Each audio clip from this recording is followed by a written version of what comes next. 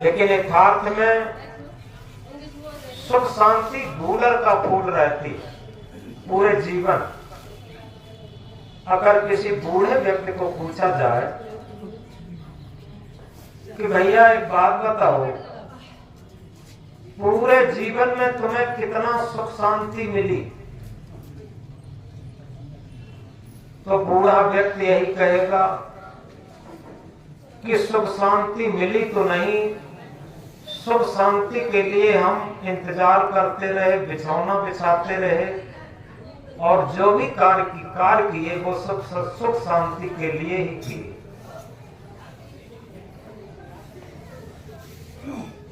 सदगुरु कबीर साहब एक महामंत्र में जगाते हुए कहते हैं, चाहत सुख दुख संगन चाड़ा, भमर जाल बिच आसन माड़ा। चाहते तो सभी सुख हैं, लेकिन दुख का साथ भी नहीं छोड़ते। ये बहुत विडंबना है, और कहना चाहिए अपनी बुद्धि का दिवाला निकल जाना। यथार्थ में सुख और दुख का कोई ओरिजिनल स्वरूप नहीं होता, ये सब मन माने का होता।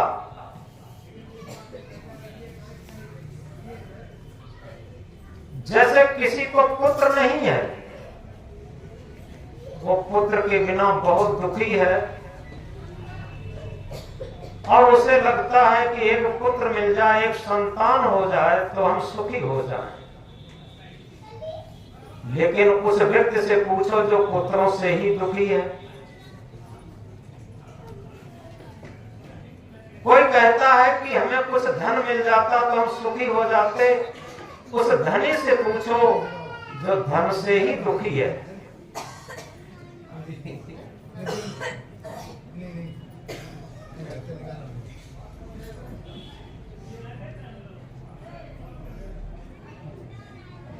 बोलो सदगुरु कबीर साहब की।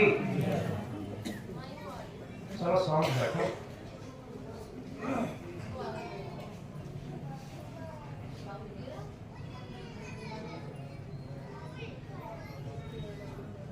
इसलिए सबसे बड़ी बात यह है, सुख दुख का ओरिजिनल स्वरूप नहीं है।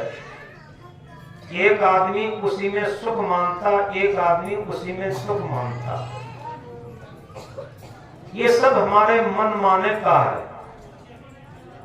एक आदमी को मन के कंट्रोल में दुख महसूस होता और मन की गुलामी में सुख महसूस होता। यथार्थ में उसका परिणाम उसे जब संस्कार भोगने पड़ते तब पता लगता है कि अगर हम मन की गुलामी न किए होते तो आज ये परिणाम मुझे न मिलते।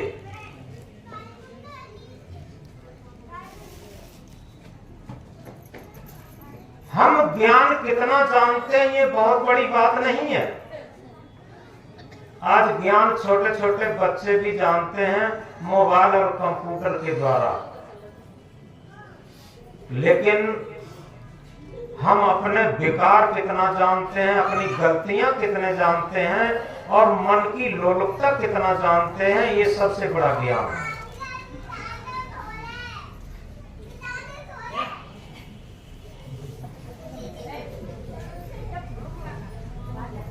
सबसे बड़ा ज्ञान वो है जिससे हम अपना अज्ञान समझ लें।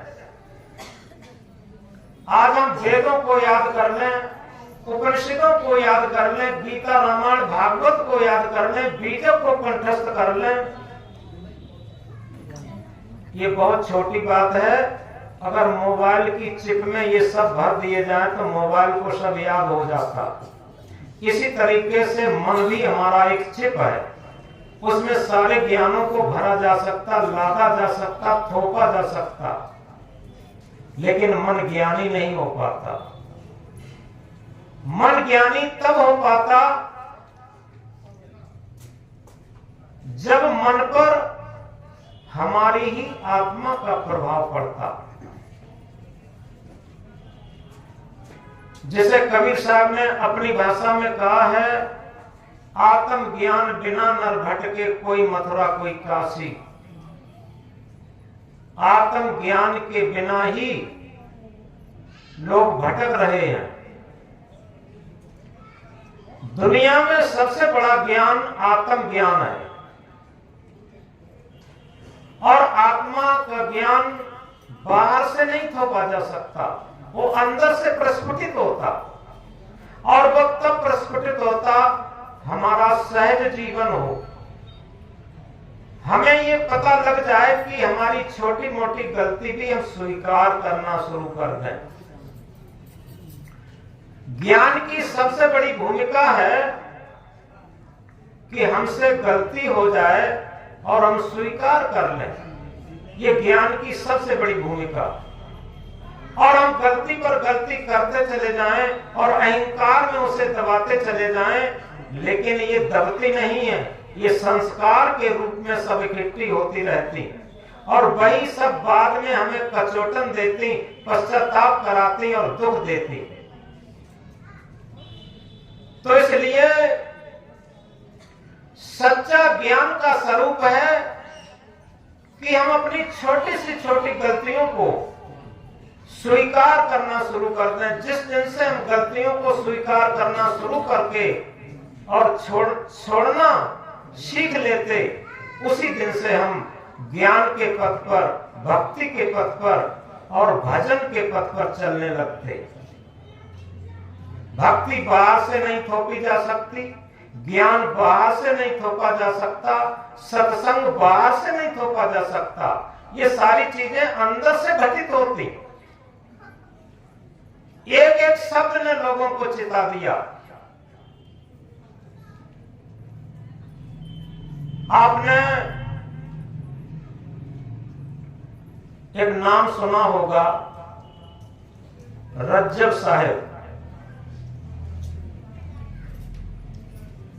ये रज्जब साहब राजस्थान के रहने वाले थे, और जैसलमेर में इनकी शादी होने जा रही थी,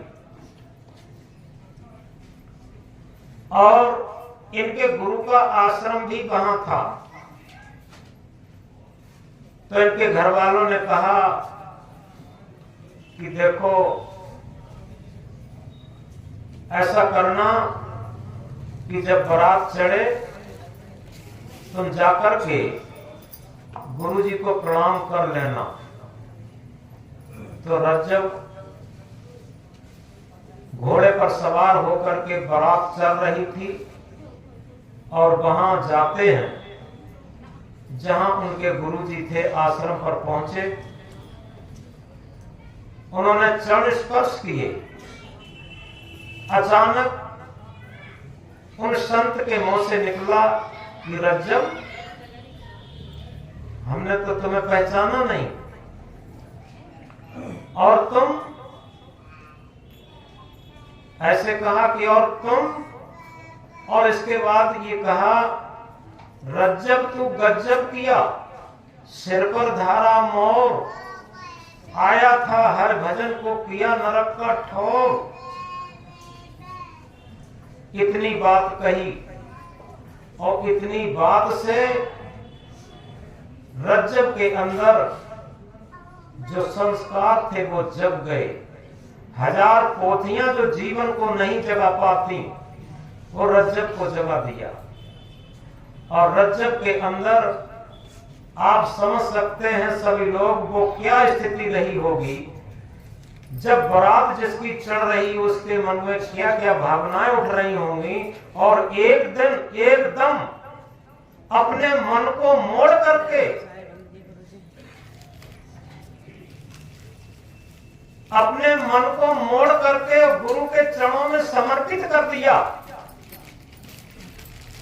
रज्जब बैठ गए घुटनों के बल गुरु के चरणों में,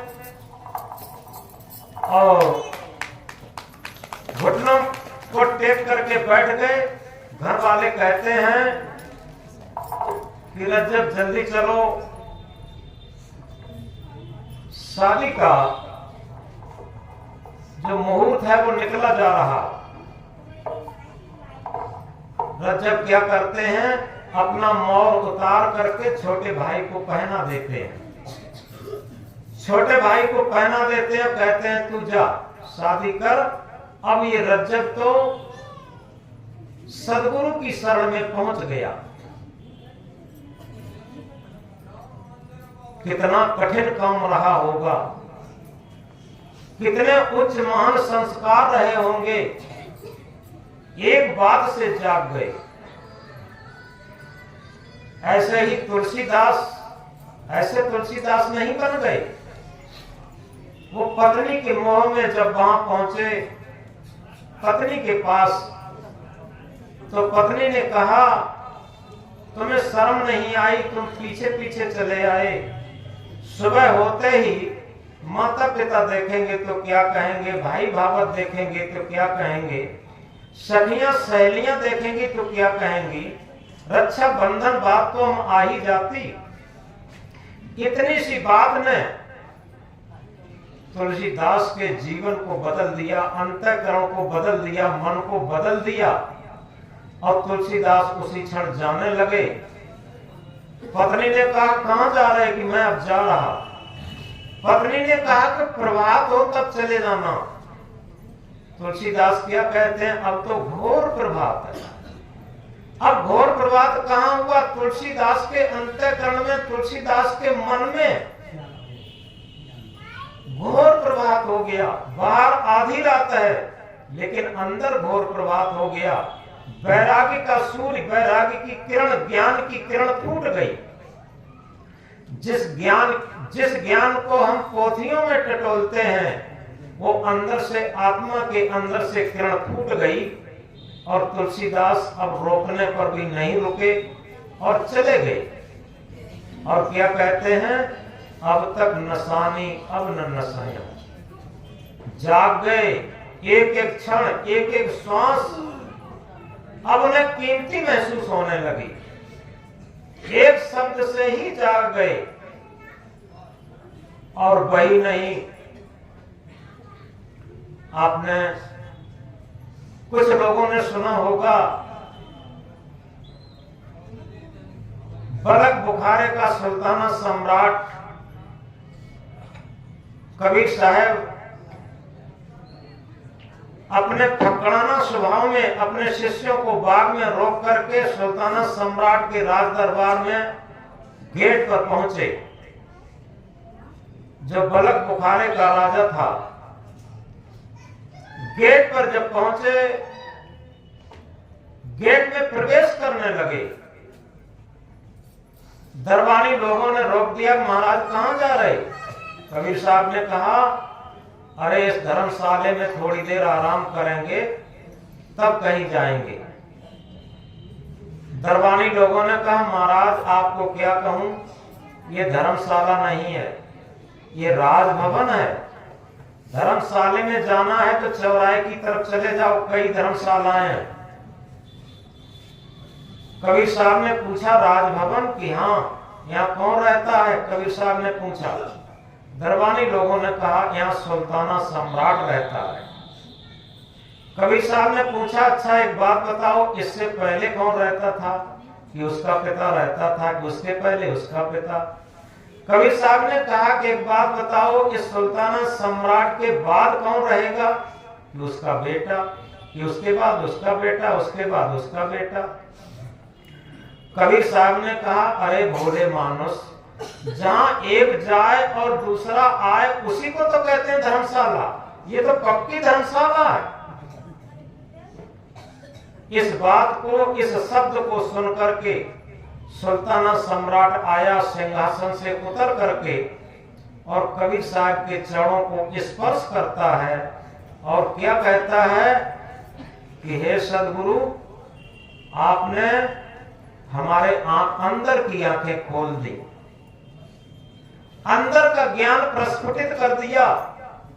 अब ये हमें धर्मशाला नजर आने लगी। और ले जा करके अपने सिंहासन पर सदगुरु कबीर साहब को बिठाता है और उनके सामने ही अपने लड़के को उत्तराधिकार सौंप कर राज तिलक करके और स्वयं फक्कड़ हो जाता। सुल्ताना बलख बुखारेदा, सुल्ताना बलख बुखारेदा, शाही तज कर लिया फकीरी, शाही तज कर लिया फकीरी, सतगुरु नाम प्यारे दा, सुल्ताना बलख बुखारे दा, सुल्ताना बलख बुखारे दा। तब तो खाते लुकमा उमदा, मिस्री कंद छुआरे दा, तब तो खाते लुकमा उमदा, मिस्री कंद छुआरे दा। अब तो रूखा सूखा टूका, खाते सांझ सकारे दा, सुल्ताना बलख बुखारे दा, सुल्ताना बलख बुखारे दा। चुन चुन कलियां सेज बिछाती, फूलों न्यारे न्यारे दा, चुन चुन कलियां सेज बिछाती, फूलों न्यारे न्यारे दा। अब धरती पर शोभन लागे, कंकड़ नहीं बुहारे दा, सुल्ताना बलख बुखारे दा, सुल्ताना बलख बुखारे दा। शाही तज कर लिया फकीरी, सतगुरु नाम प्यारे दा, सुल्ताना बलख बुखारे दा। जातन पहने खासा मलमल, तीन टंक नौ तारे दा, जातन पहने खासा मलमल, तीन टंक नौ तारे दा। अब तो बोझ उठावन लागे, गुदड़ 10 मन भारे दा, सुल्ताना बलख बुखारे दा, सुल्ताना बलख बुखारे दा। शाही तज कर लिया फकीरी, सतगुरु नाम प्यारे दा, सुल्ताना बलख बुखारे दा। जाके संग कटक दल बादल, झंडा जरी किनारे दा, जाके संग कटक दल बादल, झंडा जरी किनारे दा। कहे कबीर सुनो भई साधो, पकड़ हुआ अखाड़े दा, सुल्ताना बलख बुखारे दा, सुल्ताना बलख बुखारे दा। शाही तज कर लिया फकीरी, सतगुरु नाम प्यारे दा, सुल्ताना बलख बुखारे दा, सुल्ताना बलख बुखारे दा। तो देखो, एक शब्द की चोट से सुल्ताना सम्राट एक फक्कड़ हो जाता है। तो इस तरीके से हम अपने जीवन को थोड़ा जागृत करके देखें कि तमाम शब्दों की चोट लगती रहती है, हम अपने मन को बदलते क्यों नहीं? जब तक हमारा मन नहीं बदलेगा, हम न भेष बदलने से काम नहीं होगा, घर परिवार बदलने से काम नहीं होगा, काम होगा जब होगा तब मन बदलने से होगा। जब तक हमारा मन नहीं बदला, तब तक समझो हमारे ऊपर भक्ति का, ज्ञान का, सत्संग का कोई प्रभाव नहीं। भक्त नशैनी मुक्त की संत चढ़े हर साय, भक्त नशैनी मुक्त की संत चढ़े हर साय, जिन जिन मन आलस कियो तिन पे चढ़ो न जाए। हम मन में आलस करते रहते, हमारा मन हमेशा जो पुराने संस्कार हैं, पुरानी आदतें हैं, पुरानी जो लोलुपताएं हैं, वासनाएं हैं, उनके अनुसार हमेशा मन अपने मन में आलस करता रहता। और जो जागृति के संदेश हैं, जागृति के सूत्र हैं, जिसे आत्म जागृति के सूत्र कहते, उन सूत्रों पर कभी ध्यान नहीं देता। और जो भी पर्व आते हैं, जैसे आज पर्व है, क्या पर्व है? सब जानते हैं, मकर संक्रांति। तो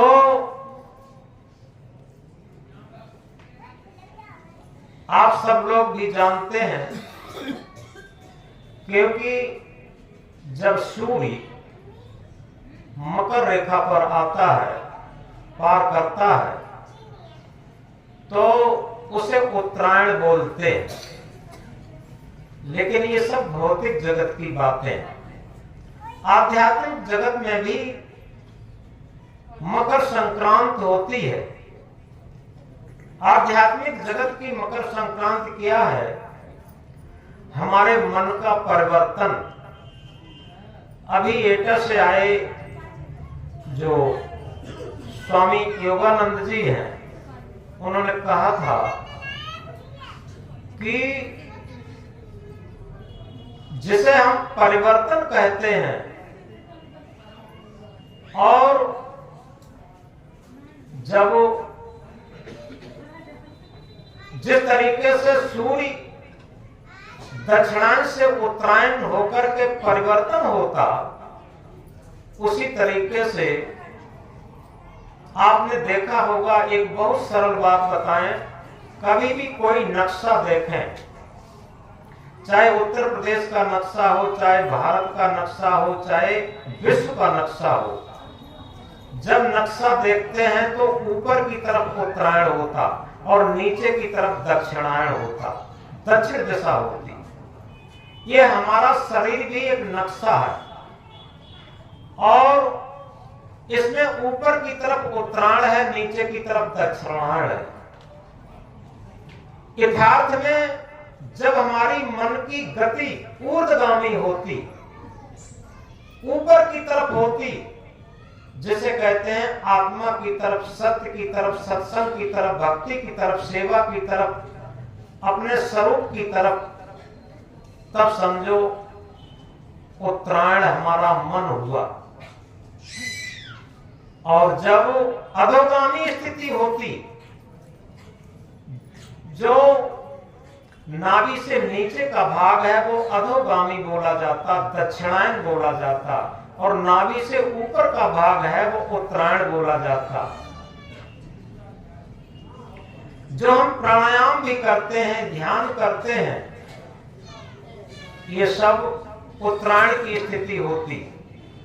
तो यथार्थ में ये उत्तरायण और दक्षिणायन बाहर होने से खुशी, रंज, गम, मलाल मनाना, ये भौतिक क्षेत्र की बातें हैं।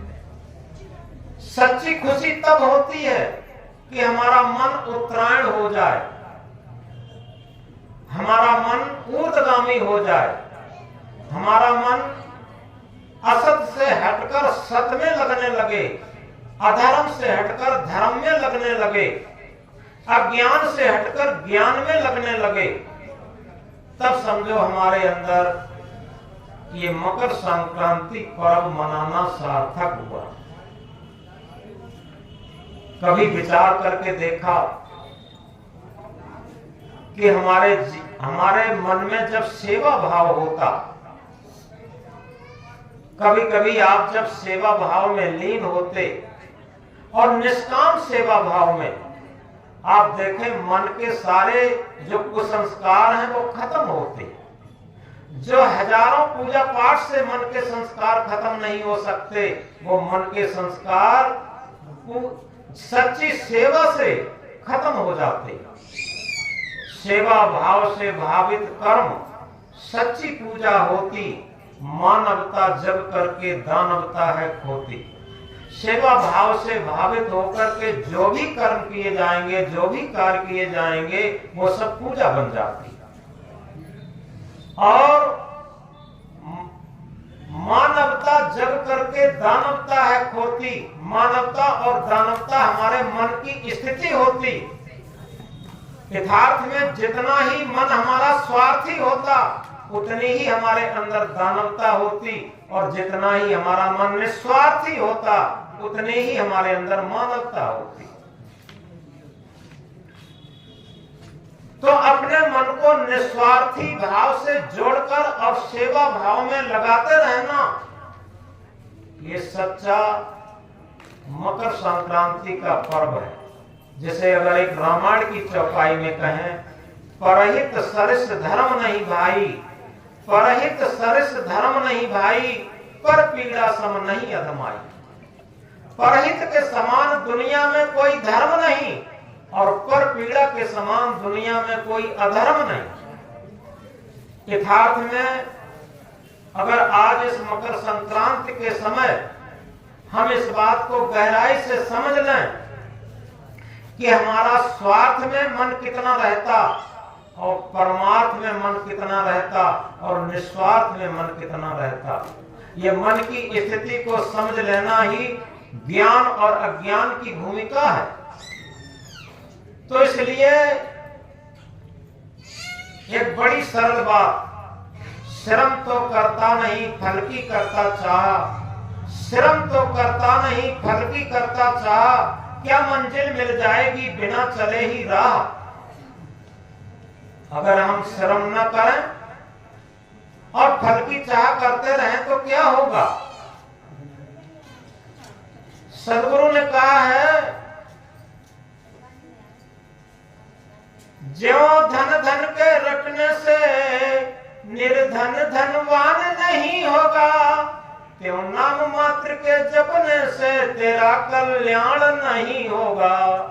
साक्षात स्वरूप हुए बिना क्या होगा नाम जपन से, यदि सबल नहीं आत्मा तो क्या पूजा पाठ मनन से। यथार्थ में सबसे बड़ी पूजा है कि हम आत्मवत सर्वभूतेश यानी सभी प्राणियों को अपनी आत्मा के समान समझें। ये दुनिया की सबसे बड़ी पूजा है। और जहां भी प्राणी सेवा की बात आती है, मानव सेवा की बात आती है, ये सबसे बड़ी पूजा है। सेवा से बड़ी दुनिया में कोई भी पूजा नहीं। इसलिए हम इस बात को अपने अंदर धारण कर लें। ये करीब करीब हर सत्संग में बात बताई जाती है, जहां सेवा वहां त्याग है, जहां त्याग वहां प्रेम, निर्मल अंतःकरण जहां वहां शांति सुख चैन। हम शांति सुख चैन ढूंढते हैं, खोजते हैं, लेकिन उससे पहले हमें अपने मन के अहंकार और स्वार्थ को हटाना पड़ेगा। जिसका मन जितना अहंकारी होगा उतना ही स्वार्थी होगा, जितना जिसका मन स्वार्थी होगा उतना ही अहंकारी होगा। अपने अहंकार के पूर्ति न होने पर उसे क्रोध जगता, उतना ही वो क्रोधी होता। जब अपना स्वार्थ हल नहीं होता तो क्रोध भभकने लगता, स्वार्थ हल नहीं होता तो क्रोध भभकने लगता, अहंकार भभकने लगता। इसलिए सबसे बड़ी बात यह है, निस्वार्थ साथ दे सज्जन का, निस्वार्थ साथ दे सज्जन का सच्चा उपकार यही तो है। अगर हम एक भक्त बनना चाहते हैं, सज्जन बनना चाहते हैं, तो हमारे अंदर निस्वार्थ भावना जग जाए, परमार्थ की भावना, परहित की भावना जग जाए, तो निश्चित है हमारे अंदर से सुख शांति चैन, क्योंकि वो कब आएगा जब हमारा अंतःकरण निर्मल होगा, मन पवित्र होगा, तो सुख शांति चैन अंदर से प्रकट होगा, बाहर से नहीं थोपा जा सकता। सुख शांति का सागर तो अंदर लहराता, और उस सुख शांति के सागर में जब तक हमारा मन निर्मल और पवित्र नहीं होगा तब तक उसमें हम गोता नहीं लगा पाएंगे। तो इस प्रकार जीवन एक प्रयोगशाला, अगर इस प्रयोगशाला में हम कभी एक प्रयोग करके देखते हैं, क्योंकि सारी प्रयोगशालाएं कुछ न कुछ प्रयोगशाला करके दिखाती हैं, हमारा जीवन भी एक प्रयोगशाला है। और उस प्रयोगशाला में हम कभी एक प्रैक्टिकल करके देखते हैं, क्योंकि कारण कार्य की एक अटूट व्यवस्था है। जैसा कारण होगा वैसा कार्य होगा। अगर हमने लहसुन खा लिया है तो दुर्गंधी की डकार, आम संतरा खा लिया है तो सुगंधी की डकार। इसी तरीके से अगर हमारे गंदे विचार हैं तो गंदे कर्म होंगे, और गंदे कर्म हैं तो गंदे संस्कार होंगे, और जब गंदे संस्कार होंगे तो गंदा मन होगा, और जो गंदा मन होगा तो हम दुख और बंधन से ग्रसित होंगे। ये अपने आप एक प्रयोग है। और अगर हमारे विचार पवित्र होंगे, महान होंगे, निस्वार्थ होंगे, परमार्थी होंगे, तो जब विचार अच्छे होंगे तो कर्म अच्छे होंगे, और जब कर्म अच्छे होंगे तो संस्कार अच्छे होंगे, और जब संस्कार अच्छे और महान होंगे तो मन पवित्र और महान होगा, और जब मन पवित्र और महान होगा तो सुख शांत चैन अपने आप होगा।